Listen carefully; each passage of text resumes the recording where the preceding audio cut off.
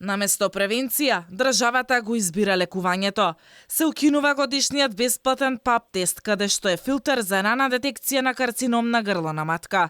Скандалозната одлука на министерот за здравство Фатмир Меджити, каде што им се става уште еден финансиски товар на пациентите, предизвика бројни реакции од страна на женската популација. Тие прашуваат за каква превенција се залагаат надлежните, каде што и бесплатното им се наплаќа. Ти велат дека најдобриот лек за рак е рана превенција, а го укинуваат бесплатниот годишен ПАП тест и ја поместуваат границата за мамографија на 45 години. Велат дека се повеќе млади се разболуваат од рак, ама истовремено ти викаат само на 3 години имаш право на бесплатен ПАП.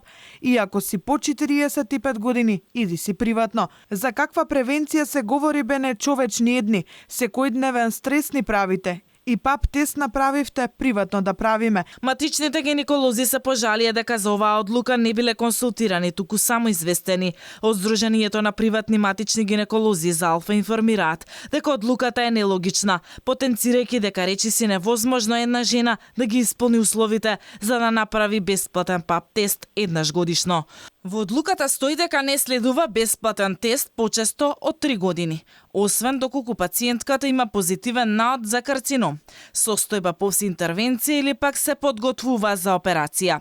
Од Министерството за здравство не добивме конкретен одговор, само образложија колку е важна превенцијата и дека секој матичен гинеколог одлучува за тоа какви испитувања треба да направат пациентите.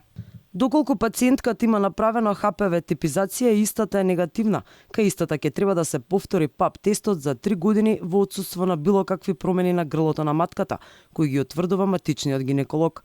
Ако тој постави индикација дека треба да се земе почесто ПАП тест заради евентуално сомневање на некои неправилности на грлото на матката, ранички на грлото на матката, кај истата пациентка во договор со ПЗУ е назначено дека и тој ПАП тест ќе биде земен бесплатно со партиципација во 3-годишниот период. Инаку ПАП тестот на приватно чини од 1200 до 1500 денари.